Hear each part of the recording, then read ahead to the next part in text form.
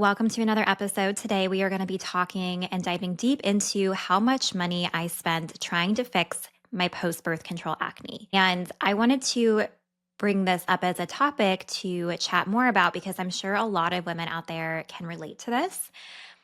I struggled with acne pretty much since I was a teenager, right? Since like the stereotypical, you start puberty and your face breaks out, all the awkward changes and stuff like that. And my mom and my sister both had it. I grew up under the belief that acne is genetic. There's really nothing you can do about it.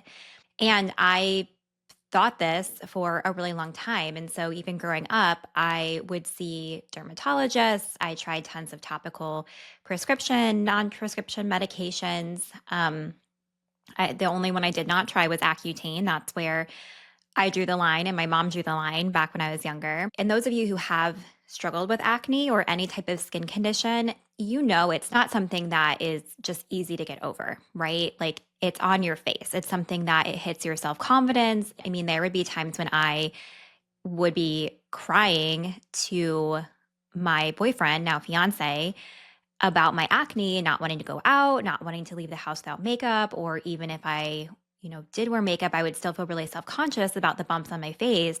And it's also painful. So it not only takes a hit to your confidence, but it's painful, right? Like if you have big bumps on your face and they're, something that you think a lot about. So this is something, if you've not struggled with acne, you may not understand the depths of how much it impacts someone. And if you have, you know exactly what I'm talking about. So, one of the things that I don't talk about in this episode because I can't quantify it easily is the amount of time, mental energy, and space struggling with acne specifically after I went on birth control took up, right? Because your time is money too. So I couldn't quantify that, and I know that that would have added probably thousands or maybe even double the total cost that I spent on trying to fix my acne. That being said, let's go ahead and dive into a timeline of this and break this down.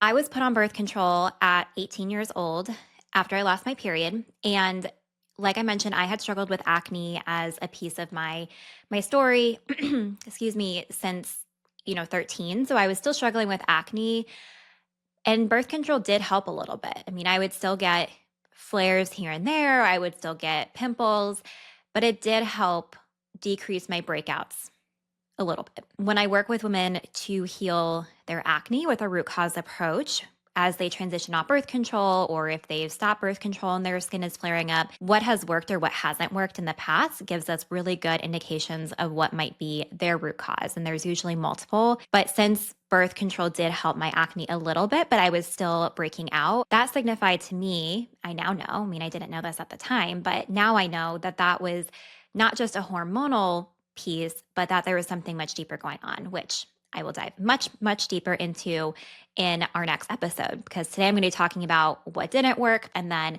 next week, I'll be talking about how I finally cleared my acne for good and how I used functional labs, my tailored approach that I now use with clients to help other women do the exact same thing. So back to the timeline.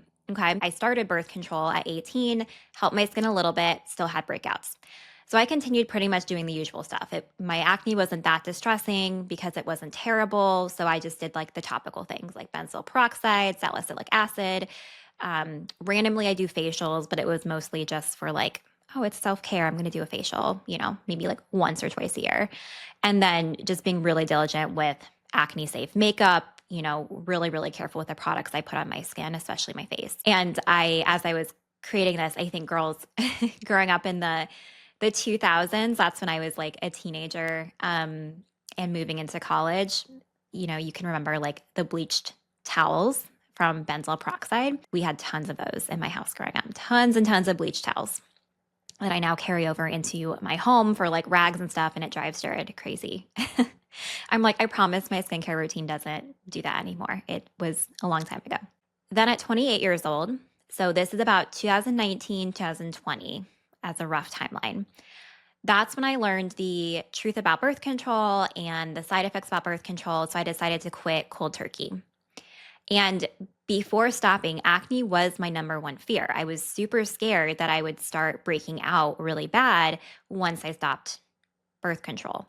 Not only because I dealt with acne while I was still on the pill, but also previously. And I knew that that was a big side effect for women who stop birth control. So I was scared of that. And it was fine at first. I was like, oh, maybe I dodged a bullet.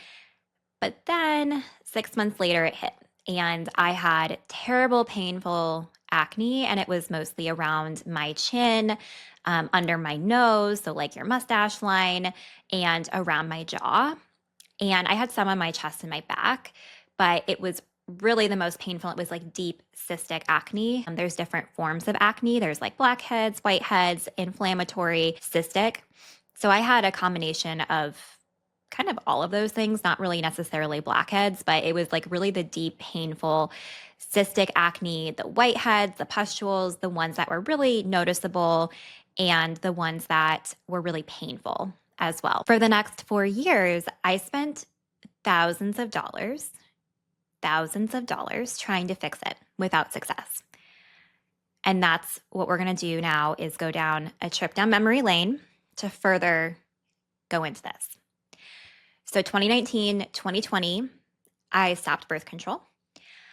And I'm pretty sure it was like kind of at the end of those years. So I couldn't find anything. I went through my credit card statements, my bank statements. I couldn't go back to my old insurance. I had a high deductible plan before I, switched to private practice, and an HSA. So I couldn't access that.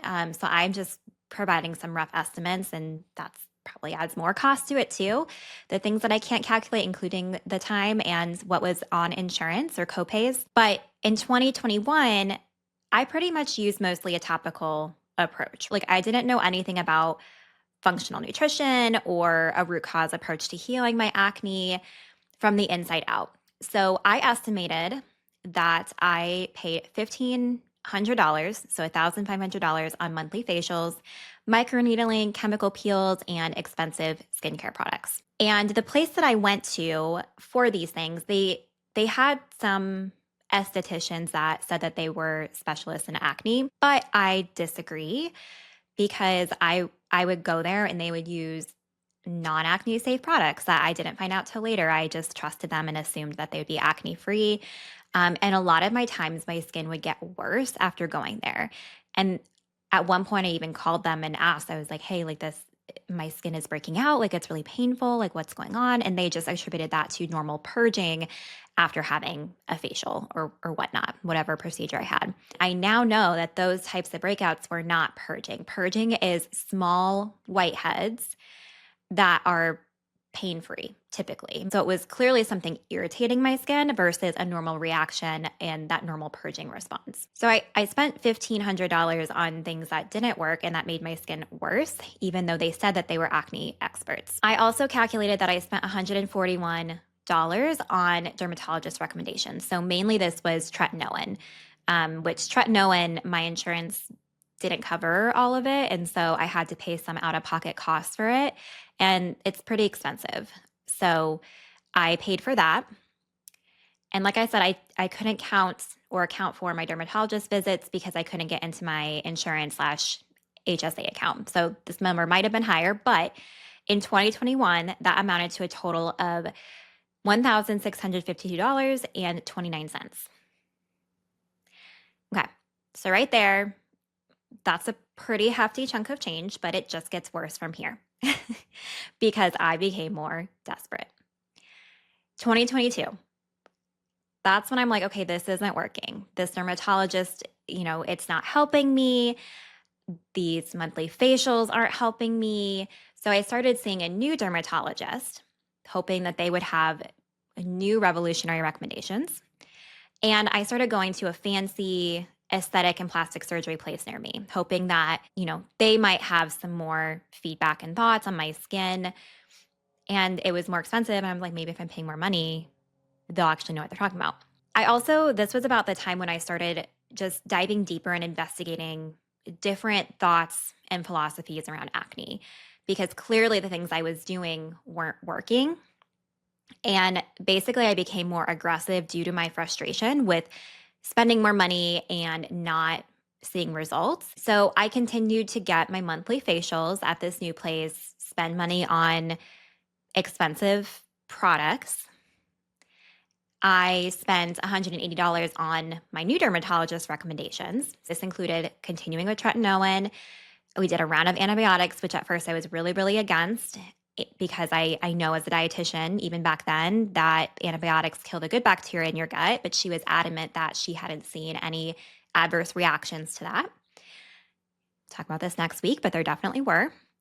And then resuming spironolactone. Then, when things still weren't working, I dug even deeper and discovered a more functional approach. So I paid for an online course from an acne expert where she healed her own acne using a functional root cause approach, meaning you get to like the root cause of your acne internally versus just a topical approach. And honestly, this wasn't a complete waste of money because I credit this program to opening my eyes and introducing me to functional nutrition, root cause approach to healing. And this really pivoted my healing journey and pivoted my career. The problem, though, with this program is that it wasn't personalized. So there are so many different root causes of acne. And it's impossible for me to say what's causing your acne without meeting with you and doing deeper testing specific to acne. And especially if you've struggled with chronic acne for a long time and your foundations are really good, that's a sign that there's something much deeper going on. Like most of the clients that I see, and this was true for myself, we're smart cookies. We've done all the different things. We have a face routine that are free of pore cloggers. We wash our pillowcases. We drink water. We exercise. We eat vegetables. We do all the right things, but still our acne still keeps coming back. That program was about $800, I want to say. And basically, it was like an online course where she had different modules of like, these can be causes of your acne that stem from your gut, from your liver needing support. Here's a list of topicals based on your skin type that are safe. So it was really helpful, but again, it didn't give me specific data on my body and what was causing my acne.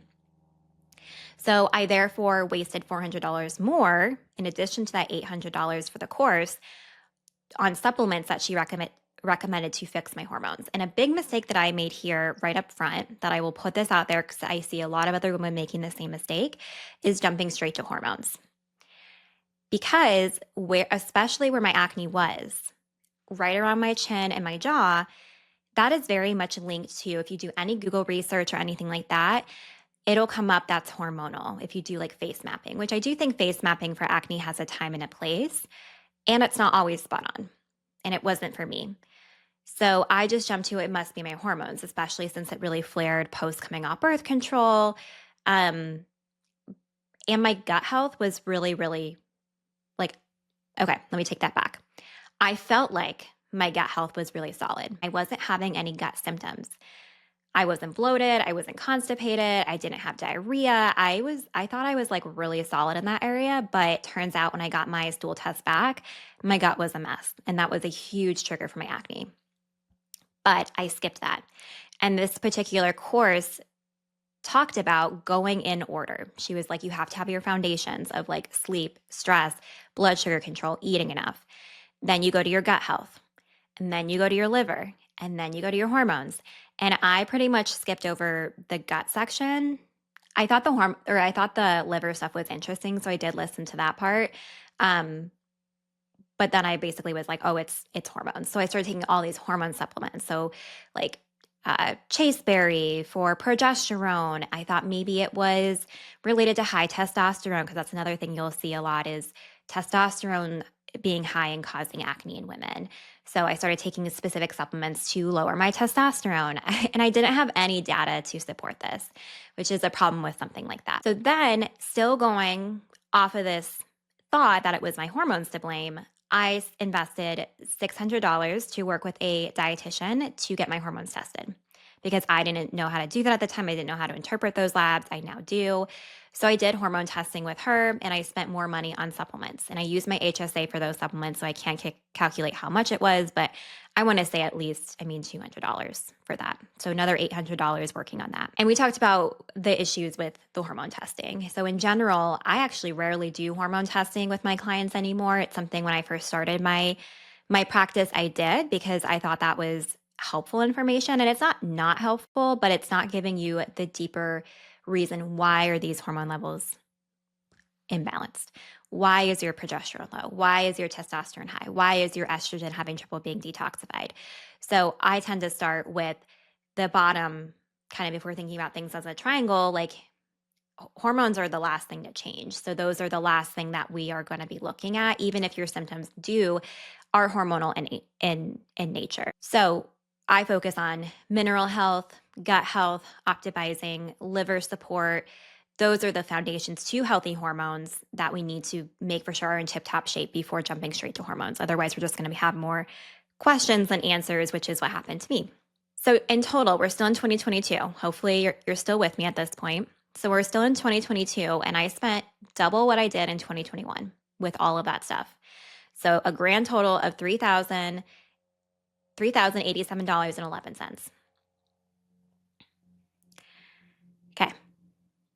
Now we're into 2023. So at this point, I've been struggling with post-birth control acne with zero support from my dermatologist, from my doctor. Their only advice was to either try Accutane or to go back on birth control. And I'm like, no, I'm not doing that. There has to be a better way. So in 2023, this year was a doozy. I was so sick and tired of dealing with my acne. I was crying to my fiance weekly to the point where it was affecting our relationship. He was very supportive and is like, you're beautiful no matter what, like it doesn't matter. But again, he doesn't struggle with this, so he can't fully grasp what I was going through. And I knew what was happening wasn't working. There's this deeper sense inside of me that there had to be something that I was missing. So I just got really, really obsessed with trying to figure it out. And it was just so distressing because of its impact on me and how it made me feel. So this is when, against my better judgment, kind of, I'll explain more in a second, I invested $3,200 in a quote unquote root cause approach program that included some one-on-one support and one lab test. This was a big investment for me. I had not spent this much money on something, I don't think ever, especially for my health or my acne. But I had found these people on Instagram and I listened to their podcast and I liked how they did some lab testing. But the further and further I got into the program, the more I realized this was not a good fit. And I should have been told that up front, especially when I vocalized some concerns. Because a big thing that they focus on is extreme food elimination. And that was something I kind of got flares of that from their podcast and how they were talking about things on Instagram. And so in my initial discovery call, which was like a free meet and greet call that they did, and I do with my one-on-one clients if they want as well, just to make sure we're a good fit, I brought this up. I said, hey, I have a history of an eating disorder. I don't think that food is causing my acne, any specific food. And if I just want to know, like, is this something that you really push on everyone? And at the time they said no. They're like, we've worked with people with a past history of eating disorders in the past, and we respect if people have dietary limitations or things that they don't want to do. And I was like, okay, cool, because that was my main concern with investing in this program. Well, that was not the case. They very much pushed, get ready for this, dairy-free, gluten-free, no alcohol. No chocolate, no added sugar, low glycemic index foods like potatoes, bananas, sweet potatoes, dried fruit. Those were on the red list that I couldn't have. And it just got more and more restrictive the more we went into that program. And when I started this program, it was September. And so it was I think it was a 4-month program, I want to say, maybe 6 months. I don't know.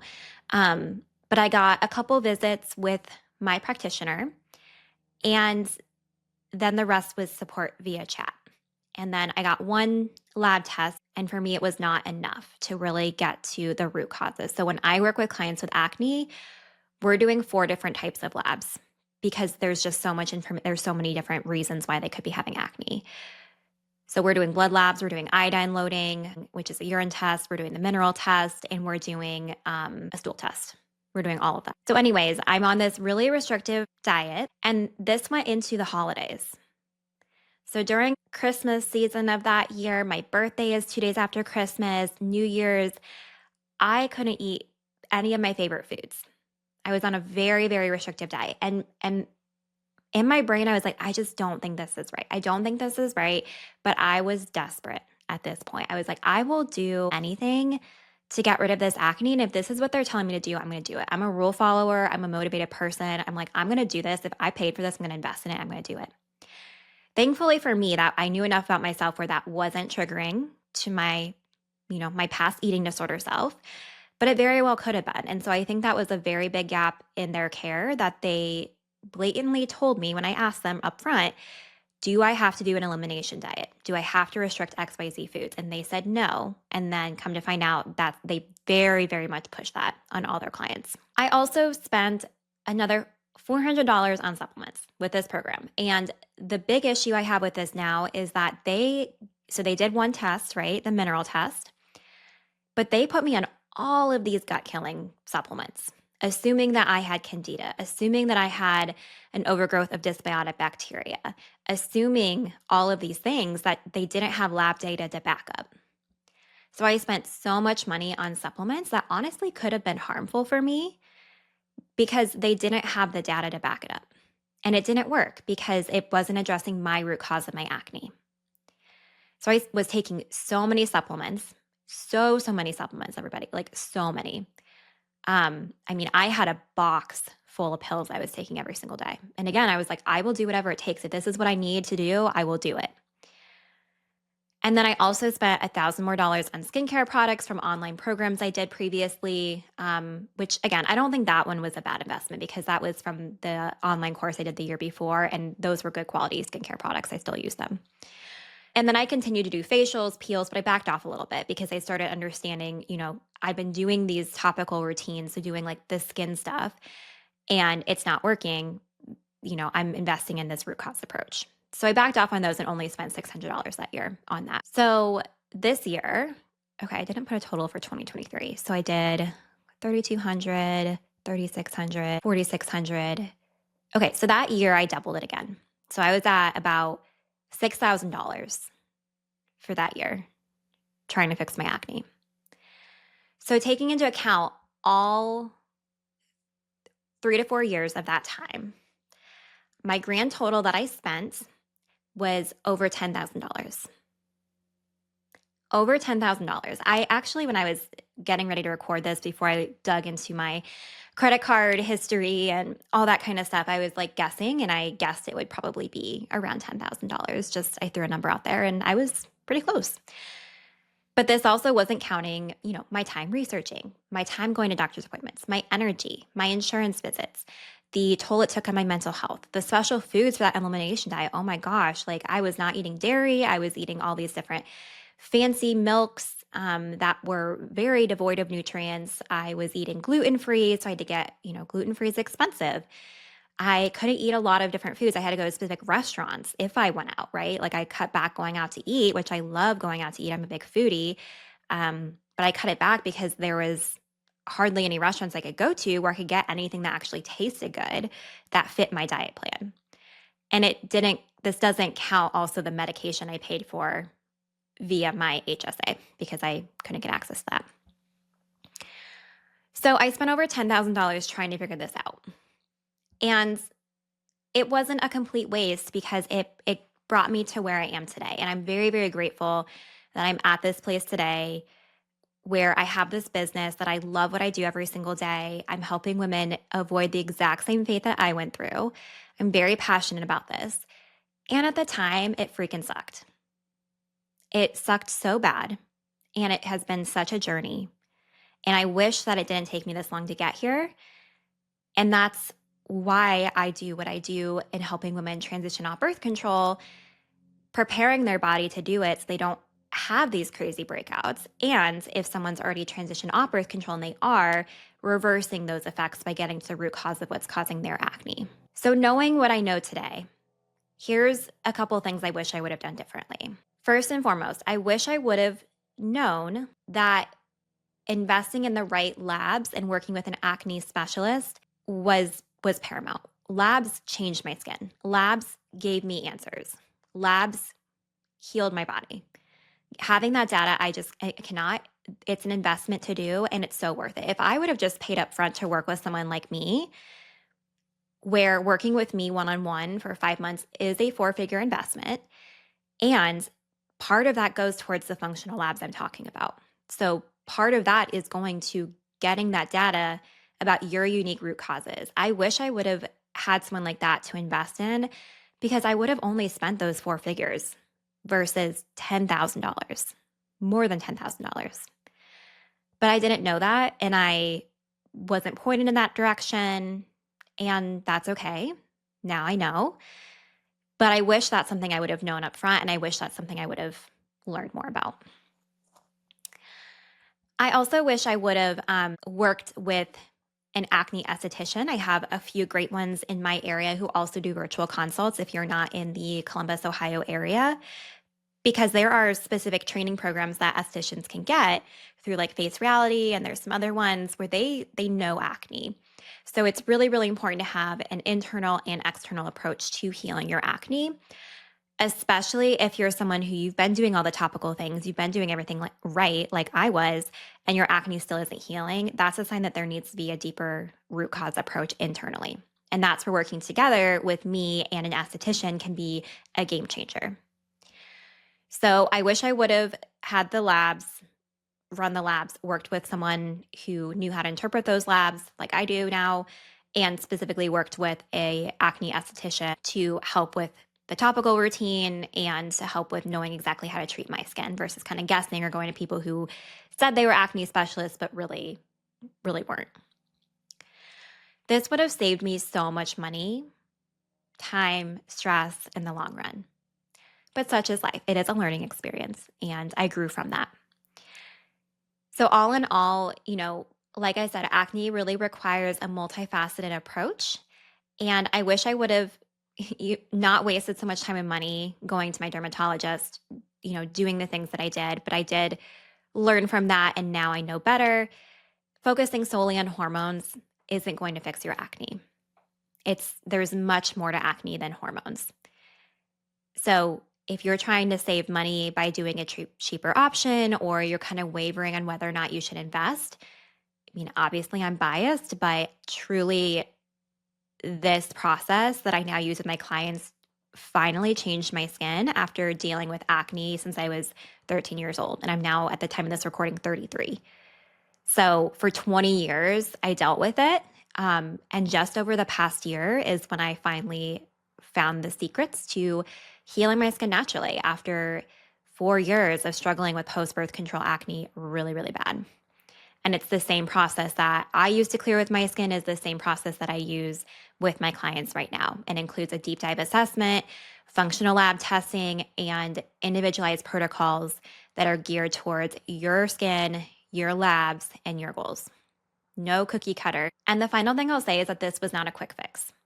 It took me about 9 months to clear my skin naturally using this approach. Because if you think about it, I was dealing with this for over 20 years.